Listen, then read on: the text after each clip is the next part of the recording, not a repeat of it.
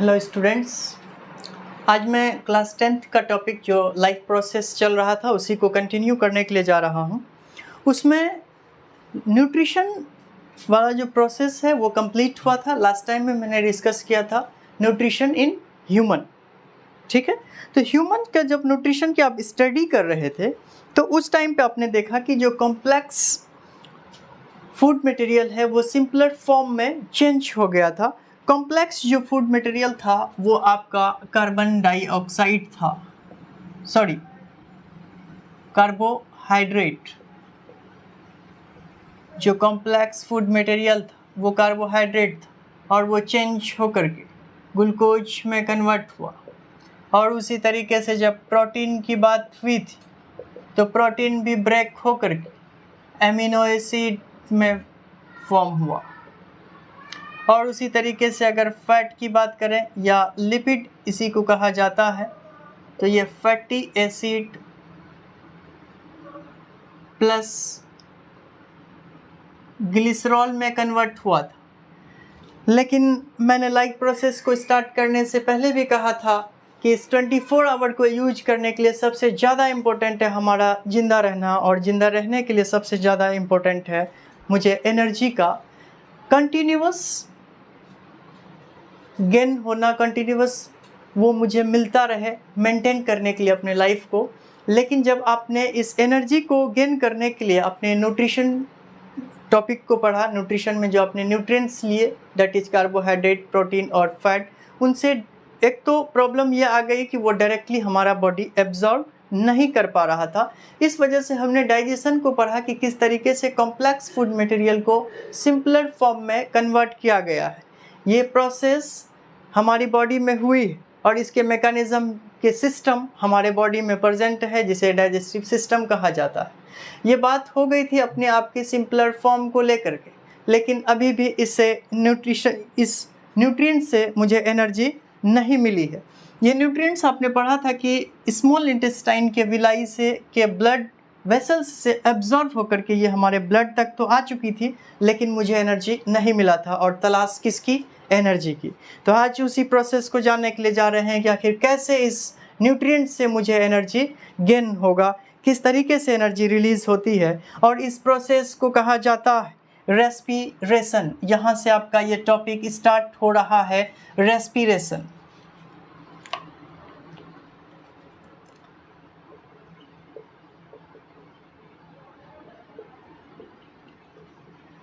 वैसे तो respiration process क्या की डेफिनेशन आपको यहीं से पता लग चुका होगा कि एक ऐसा प्रोसेस है जिससे न्यूट्रिएंट्स ब्रेक डाउन होकर के एनर्जी रिलीज करती है। तो क्यों ना इस बात को लिख दिया जाए।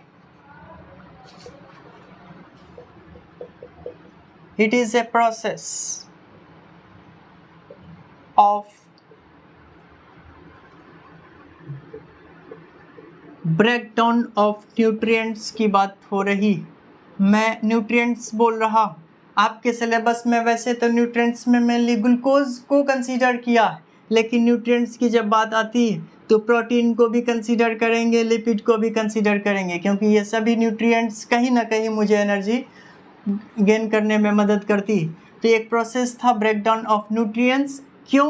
तो है टू गेट एनर्जी।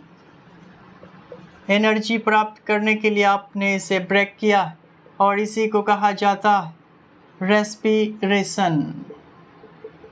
मैं समझता हूँ आप इसे समझ पा रहे होंगे। काफ़ी इम्पोर्टेंट टॉपिक है, इसको आप ध्यान से समझिएगा। रेस्पिरेशन टॉपिक को मैंने इतनी आसानी से बोल दिया कि न्यूट्रिएंट्स ब्रेक डाउन होकर के एनर्जी रिलीज होती है। जितने सिंपल में मैं बोल रहा हूँ उतना सिंपल स्टेप है नहीं, इसके पीछे एक बहुत ही कॉम्प्लेक्स प्रोसेस होता है। तो क्यों ना उस प्रोसेस की सबसे पहले हम मैकेनिज़्म की स्टडी करें, उसके बाद फिर आगे फर्दर स्टडी की जाएगी। तो पहले चर्चा मैकेनिज़्म को लेकर के।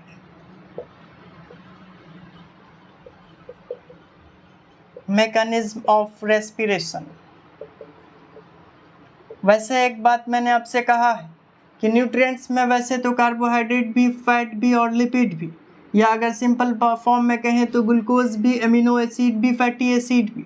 लेकिन आपके सिलेबस में सिर्फ और सिर्फ ग्लूकोज का डिस्कशन हुआ, तो मैं भी यहाँ पर सिर्फ ग्लूकोज का ही डिस्कशन करूँगा। सबसे पहले मैकेनिज्म में ग्लूकोज ब्रेक डाउन होता है। ग्लूकोज जो कि 6 कार्बन कंटेनिंग मॉलिक्यूल्स है, ये टूट करके 3 carbon containing molecules that is pyruvate बनाता है। पायरूवेट जो 3 कार्बन कंटेनिंग मॉलिक्यूल्स है, और इस प्रोसेस को ग्लाइकोलिसिस कहा जाता है। ग्लाइको का मतलब ग्लूकोज, लिसिस का मतलब टूटना, सामने है ग्लूकोज टूट करके आज पायरूवेट बन रहा है। ग्लाइकोलाइसिस प्रोसेस कहा जाता है। एक बात बताइए, ये ग्लूकोज तो वैसे 6 कार्बन का और पायरूवेट बना है 3 कार्बन का, इसको बैलेंस करने के लिए क्यों ना इसे 2 से मल्टीप्लाई कर दिया जाए। बात समझ में आ गई? तो एक मॉलिक्यूल ऑफ ग्लूकोज, जब 1 मॉलिक्यूल ऑफ ग्लूकोज ब्रेक होता है तो 2 मॉलिक्यूल पायरूवेट अभी बना है। अब बात आती है इस पायरूवेट को कि फर्दर इसका क्या स्टेप होना है। यहाँ पर 2 बातें होती हैं, या तो ये पायरूवेट साइटोप्लाज्म में जाएगा, सेल आपने पर रखा है, या फिर ये माइटोकॉन्ड्रिया में जाता है।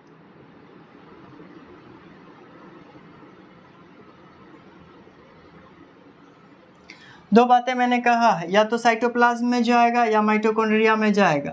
अगर है ऑक्सीजन, अगर ऑक्सीजन प्रेजेंट है तो ये माइटोकॉन्ड्रिया में जाता है, और अगर ऑक्सीजन एब्सेंट है तो ये साइटोप्लाज्म में जाता है। लेकिन जब ये पायरूवेट माइटोकॉन्ड्रिया में आता है तो ये इस फॉर्म में नहीं, ये एक स्टेप टूट करके 2 molecule of carbon containing compound that is 2 acetyl co enzyme का फॉर्मेशन करती है। यहाँ पर एसिटाइल को एंजाइम ए बनेगा, और फिर ये acetyl co enzyme A mitochondria में आती है, लेकिन इसके फॉर्म में ये डायरेक्ट आ रहा है। ठीक है, आपने ये प्रोसेस देख लिया है कि पायरूवेट डायरेक्ट साइटोप्लाज्म में आया है, और अगर माइटोकॉन्ड्रिया में आना होता है तो एक रास्ता होते हुए पहले तो एसिटाइल को एंजाइम ए, ये है 2 कार्बन कंटेनिंग कंपाउंड। यहाँ पर आपने देखा 3 कार्बन कंटेनिंग कंपाउंड थे, और यहाँ पर ये 2 कार्बन कंटेनिंग कंपाउंड बना और फिर आया माइटोकॉन्ड्रिया में। वैसे एक बात है, जब माइटोकॉन्ड्रिया में आती है, आपने क्लास 9th में पढ़ रखा है कि माइटोकॉन्ड्रिया की स्ट्रक्चर कुछ इस प्रकार से, ये आउटर मेम्ब्रेन और ये इनर मेम्ब्रेन,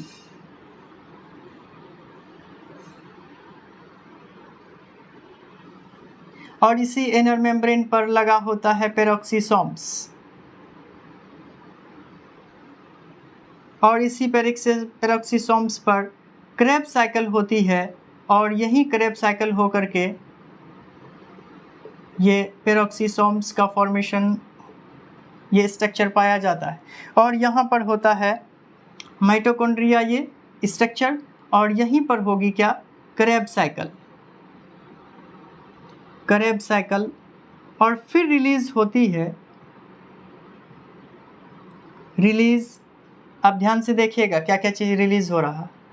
एक तो एनर्जी जिसकी तलाश में आप घूम रहे हैं, दूसरा कार्बन डाइऑक्साइड, और तीसरा वाटर भी बनता है। आपने देखा इस तरीके से कि ये 6 कार्बन कंटेनिंग कंपाउंड ग्लूकोज टूट करके सबसे पहले पायरूवेट बनी थी। सेल में ऑक्सीजन प्रेजेंट था तो एक रास्ता अपनाया, पायरूवेट को तोड़ करके एसिटाइल को एंजाइम ए बना है। ये टूटने का मतलब केवल इतना सा है, जिस तरीके से कॉम्प्लेक्स फूड कंपाउंड एब्जॉर्ब नहीं कर पा रही थी हमारी बॉडी में, उसे तोड़ करके, उसे ब्रेक डाउन करके सिंपलर फॉर्म में कन्वर्ट किया गया। उसी तरीके से आज ये पायरूवेट डायरेक्ट माइटोकॉन्ड्रिया के मेम्ब्रेन से होते हुए नहीं आ सकती है। इस वजह से ये फिर से डीकार्बोक्सिलेशन, इस प्रोसेस को कहा जाता है डीकार्बोक्सिलेशन, और इसी प्रोसेस को होते हुए ये एसिटाइल को एंजाइम ए बनाई है। देन फिर ये माइटोकॉन्ड्रिया में इंटर हुआ और फिर रिलीज़ किया है एनर्जी, कार्बन डाइऑक्साइड और वाटर। ये बात मैं समझता हूँ आपको क्लियर है। दूसरा क्या होगा, जब ये पायरूवेट साइटोप्लाज्म में आया है, आज अगर साइटोप्लाज्म में आई है तो यहाँ पर 2 बातें खुल कर आती है कि आखिर साइटोप्लाज्म से जा कहाँ रहा है, और या फिर यूँ कहें कि किसके पास जा रहा है। एक बात तो ये है, ये आज यीस्ट सेल्स के पास आई। अगर यीस्ट सेल्स के पास आई है तो फर्मेंटेशन प्रोसेस होगा। और अगर फर्मेंटेशन होता है तो इस दौरान एक तो आपको इथेनॉल बनता है, दूसरा कार्बन डाइऑक्साइड और तीसरा एनर्जी रिलीज होती है। यहाँ मैं लिख देता हूँ फर्मेंटेशन के बाद जो रिलीज हुए हैं क्या क्या। एक तो ethanol, carbon dioxide and energy.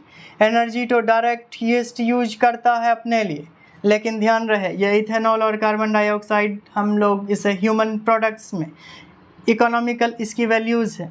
Ethanol को ब्रीवरी इंडस्ट्रीज़ में यूज कर रहे हैं और कार्बन डाइऑक्साइड को बेकरी इंडस्ट्री में। ध्यान रहे इथेनॉल जो कि अल्कोहल है ब्रीवरी इंडस्ट्री में यूज किया जाता है, और कार्बन डाइऑक्साइड जो कि बेकरी इंडस्ट्री में, केक जो आप खा रहे हैं, जो ब्रेड खा रहे हैं, जो पेस्ट्री खा रहे हैं, उसमें कहीं ना कहीं कार्बन डाइऑक्साइड बन रहा है और ये कार्बन डाइऑक्साइड प्रोवाइड करने का काम यीस्ट कर रहा है। ये बेकरी इंडस्ट्री की बात हुई। फ़ायदा तो नज़र आ रहा होगा। यीस्ट ने मजबूरी में फर्मेंटेशन की है। ऑप्शन है यीस्ट के पास, फैकल्टेटिव एरोबिक कहा जाता है। मतलब पहले तो वो फैकल्टेटिव एनाएरोब्स हैं, मतलब इनकी वैसे तो जनरल हैबिट है ऑक्सीजन के प्रेजेंस में रेस्पिरेशन को प्रोसेस करना, लेकिन अगर ऑक्सीजन नहीं है तो बैठा नहीं रहता। यह ऑक्सीजन के एब्सेंस में अपने सेल के साइटोप्लाज्म में आकर के फर्मेंटेशन प्रोसेस, और इस प्रोसेस के दौरान सबसे पहले तो इथेनॉल जो अल्कोहल का मॉलिक्यूल्स है ये ब्रीवरी इंडस्ट्री में यूज किया जाता है, दूसरा कार्बन डाइऑक्साइड जो बेकरी इंडस्ट्री में यूज किया जाता है, और फिर जो एनर्जी रिलीज हुआ है ये खुद यीस्ट अपने लिए करती है, इसे ह्यूमन यूज नहीं करता है। दूसरी चीज़, अभी तो ये यीस्ट के पास गई है, लेकिन आज पायरूवेट साइटोप्लाज्म से ही हमारी मसल्स सेल में आई है, मैस्कुलर टिश्यू में आया। गजब हो गया। मैस्कुलर टिश्यू में इसलिए आया है क्योंकि जब आप हेवी टास्क करते हैं तो आपको एक्सेसिव एनर्जी की रिक्वायरमेंट, और एनर्जी का रिक्वायरमेंट जब आप ऑक्सीजन के प्रेजेंस में माइटोकॉन्ड्रिया से होते हुए करते हैं तो एनर्जी आपको मिलती है 32 एटीपी। कितना? 32 से 36 एटीपी। बेसिकली एटीपी एक एनर्जी का करेंसी है। जिस तरीके से रुपया इंडिया की करेंसी का डिनोशन है, उसी तरीके से डॉलर, उसी तरीके से अलग अलग कंट्री में जो रुपीज़ हैं उनके अलग अलग करेंसी यूनिट है। तो यहाँ पर एटीपी है, इसका पूरा फुल फॉर्म एडिनोसाइन ट्राइफॉस्फेट है, मतलब एनर्जी की एक यूनिट है। इसमें 32 से लेकर के 36 यूनिट तक, मुझे 36 एटीपी तक इसमें फॉर्म होता है। लेकिन इसके बावजूद भी हमारी बॉडी उस एनर्जी को ओवरकम नहीं कर पाती है, मुझे उससे ज़्यादा एनर्जी का रिक्वायरमेंट होता है। तो उस दौरान हमारी जो मैस्कुलर टिश्यू के सेल्स हैं वो आज एनाएरोबिक रेस्पिरेशन करती है, और इस प्रोसेस से जो रिलीज होता है आप ध्यान से देखिए।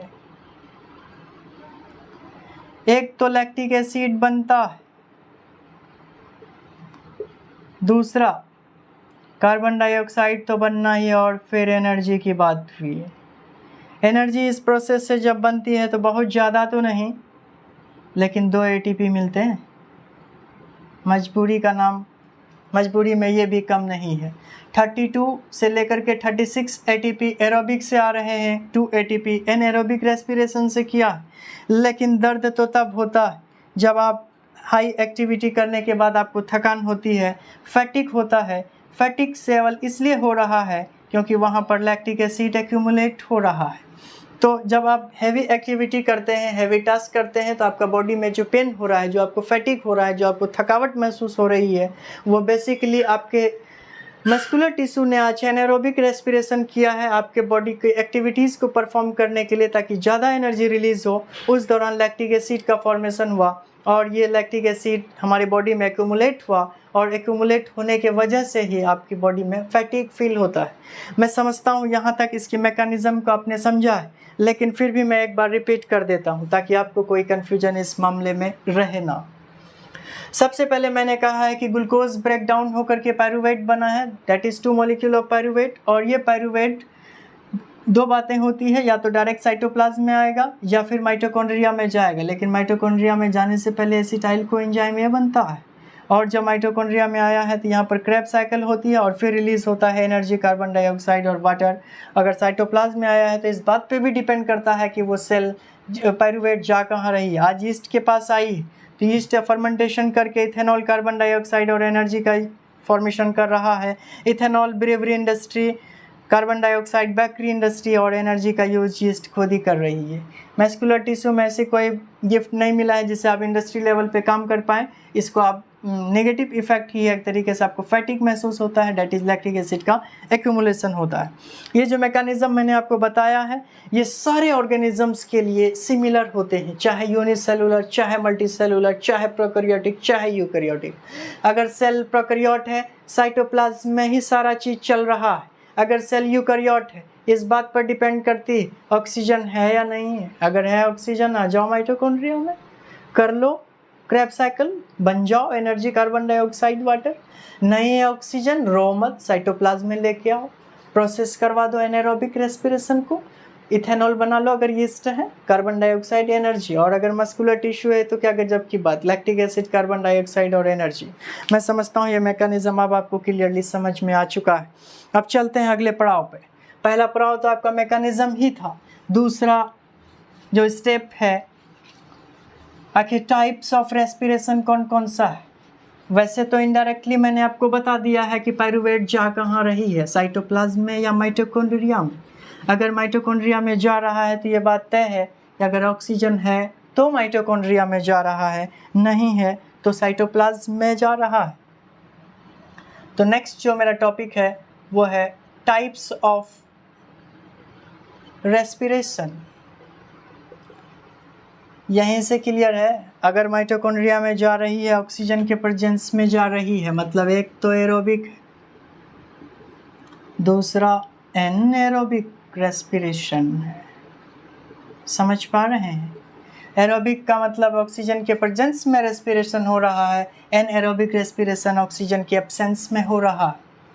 अब हम स्टडी करने जा रहे हैं कि आखिर डिफरेंट ऑर्गेनिजम्स में, डिफरेंट लिविंग ऑर्गेनिजम्स में किस तरीके से रेस्पिरेशन परफॉर्म होता है।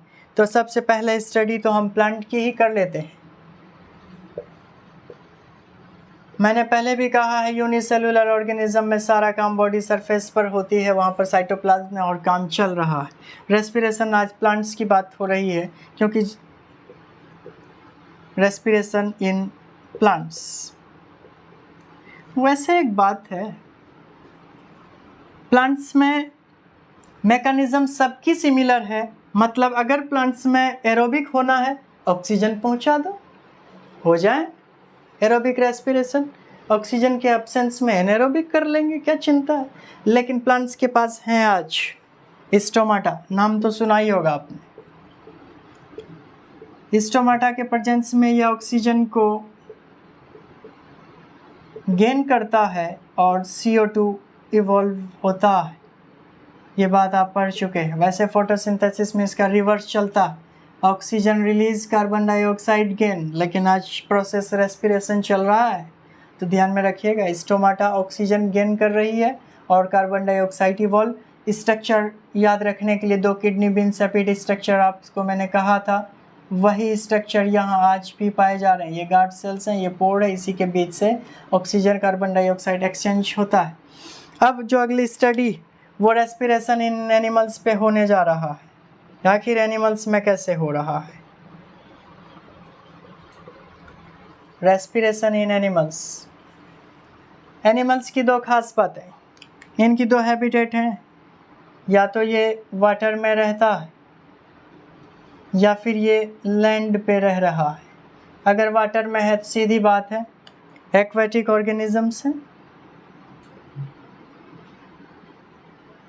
और अगर लैंड पे है तो टेरेस्ट्रियल है। एक्वेटिक ऑर्गेनिज्म ऑक्सीजन गेन करती है डिसॉल्व ऑक्सीजन। कौन सी ऑक्सीजन? डिसॉल्व ऑक्सीजन, क्योंकि वाटर में ऑक्सीजन डिसॉल्व होता है, वो वहाँ से इस्तेमाल कर रहा है। और टेरेस्ट्रियल ऑर्गेनिज्म की क्या ही बात है, एटमॉस्फेयर में एयर ही एयर है। लेकिन मुसीबत इस बात का कि जो डिसॉल्व ऑक्सीजन है वो उसकी कंटेंट टेरेस्ट्रियल ऑर्गेनिजम्स के मुकाबले, मतलब एयर के मुकाबले, यहाँ पर ऑक्सीजन की परसेंटेज कम होती है, क्योंकि एयर में 21% होता है,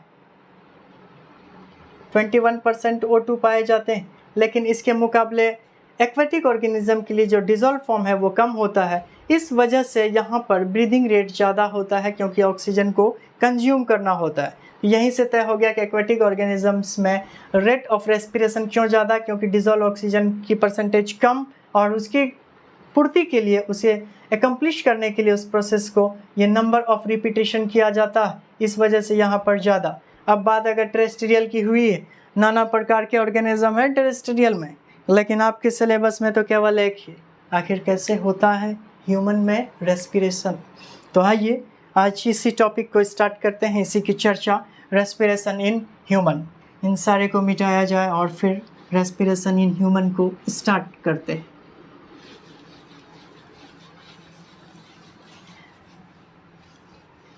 रेस्पिरेशन इन ह्यूमन। वैसे तो मैकेनिज्म आप सबको पता है, सारे ऑर्गेनिजम्स में कॉमन होती है। ह्यूमन के साथ भी केवल इतना सा काम, ऑक्सीजन पहुंचा दो, कार्बन डाइऑक्साइड निकाल दो, मतलब इसी से रेस्पिरेशन कंप्लीट हो जाएगा। तो हेडिंग डालिए सब कोई।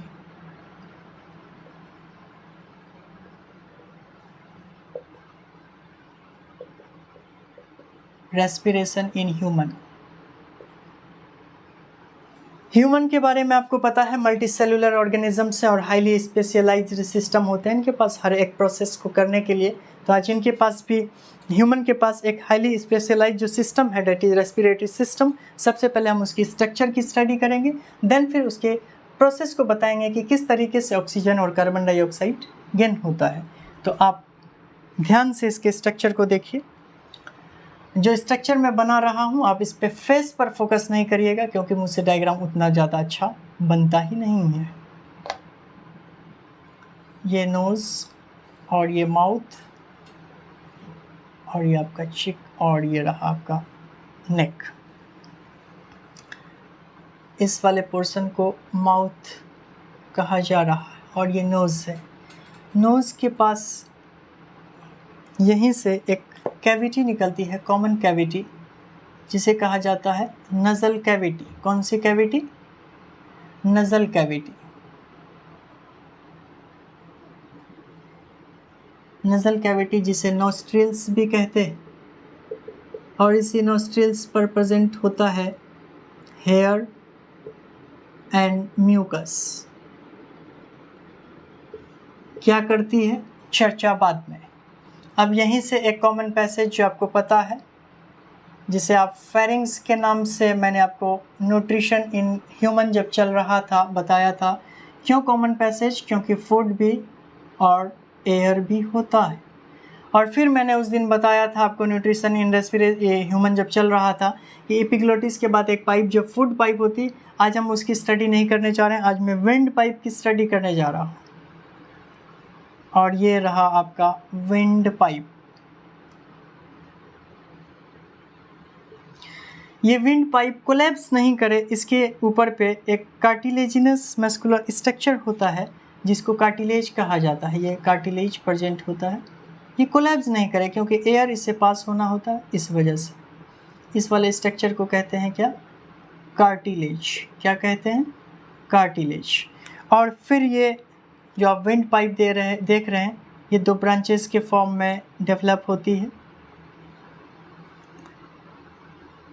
इसे ब्रोंकाई कहा जाता है, ब्रोंकाई। और यहाँ से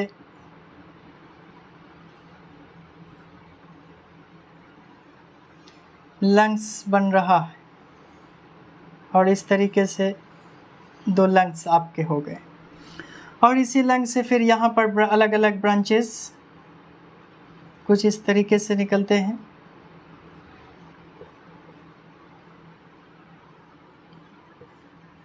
different branches, primary, secondary, tertiary, आप ध्यान में रखेंगे।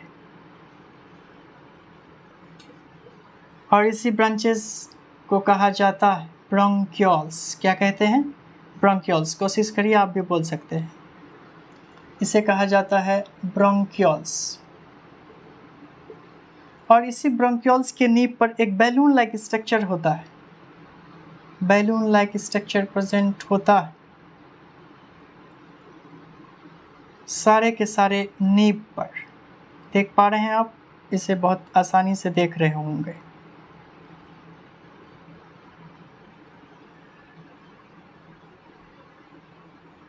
ये ब्रोंकियोल्स के बाद मैंने बना दिया आपको एल्वियोलाई।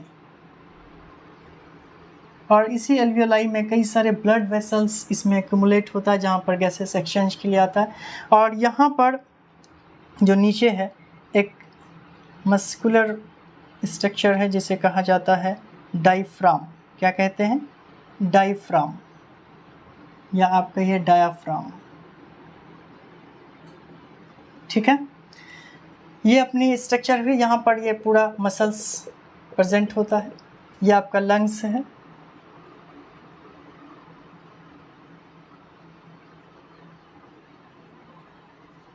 लंग्स में एल्वियोलाई, एल्वियोलाई ब्रोंकियोल्स, ब्रोंकाई। एक बार मैं इसके डिस्क्राइब कर देता हूँ। माउथ, ये नज़ल कैविटी, नज़ल कैविटी में नोस्ट्रिल जिसमें एयर और हेयर और म्यूकस प्रेजेंट है। फिर फेरिंग्स जो कि कॉमन है, विंड पाइप, कार्टिलेज। फिर यहाँ से जो ब्रांचेस बने ब्रोंकाई, ब्रोंकियोल्स, इससे जो ब्रांचेस निकला, उसके बाद फिर एल्वियोलाई है। अब इसके थोड़े से फंक्शंस की स्टडी करते हैं, आखिर किस तरीके से ये फंक्शंस को परफॉर्म करती है। मुद्दा क्या है? ऑक्सीजन को लेना है, कार्बन डाइऑक्साइड को रिमूव करना है। तो जैसे ही आपने अपने नोस्ट्रिल्स से, ये नोज से एयर लिया,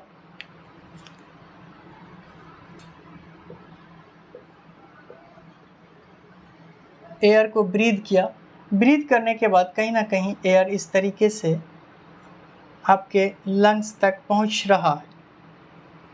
और जब ऑक्सीजन पहुंचा है तो आपको तो पता है एयर में ऑक्सीजन की परसेंटेज कितनी होती है, 21% O2 और लगभग 0.04% CO2। और यही हाल इधर भी है, 21% O2 और 0.04% CO2। ये परसेंटेज बताना मेरे लिए बहुत काम की बात थी, इस वजह से मैं बता रहा हूँ। बेसिकली जो ऑक्सीजन यहाँ पे आया है और कार्बन डाइऑक्साइड भी है साथ में, अब क्या होता है कि जो हमारे टिश्यू के ब्लड वेसल्स हैं, और एक चीज़, जब आपने इसे इनहेल किया है, क्योंकि एयर आ रही है तो मुझे ज़्यादा एयर का रिक्वायरमेंट है, तो ये डायफ्राम कॉन्ट्रैक्ट कर जाता है ताकि स्पेस ज़्यादा हो, ज़्यादा ऑक्सीजन आए, ज़्यादा एयर आए। और जब रिलीज़ होता है ये रिलैक्स कर जाती है, अपने अपने पोजीशन पे जाइए, स्पेस की ज़्यादा रिक्वायरमेंट नहीं है। लेकिन अब फिर मुद्दे पे आते हैं। लंग्स में अभी ऑक्सीजन क्योंकि इनहेल हुआ है, इनहेल से 21% ऑक्सीजन और CO2 का परसेंटेज 0.04%। आज टिश्यू से एक वेसल्स आई है जिसका नाम है पुल्मोनरी आर्टरीज। ठीक है, ये पुल्मोनरी आर्टरीज मैं बना रहा हूँ, जिनसे होते हुए ये ब्लड आई है। यहाँ पे ये ब्लड है। ठीक है, ये ब्लड वेसल्स पूरी की पूरी सरफेस पर होती है, वैसे कुछ इस तरीके से।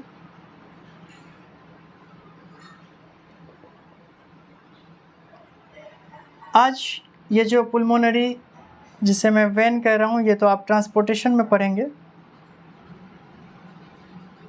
पुल्मोनरी वेन है ये, सॉरी, पुल्मोनरी आर्टरी।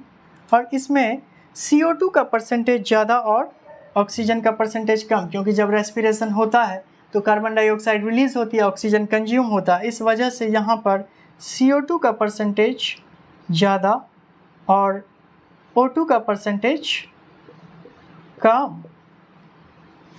बेसिकली मुझे परसेंटेज ग्रेडियंट को बताना था, इस वजह से मैंने बताया कि आज ये टिश्यू से ब्लड वेसल्स आई है, क्योंकि ब्लड वेसल्स में जब रेस्पिरेशन हुआ था तो ऑक्सीजन कंज्यूम हो गई है, इस वजह से इसकी परसेंटेज कम हो गई, कार्बन डाइऑक्साइड रिलीज हुआ, इसलिए इसकी परसेंटेज ज़्यादा हो गई।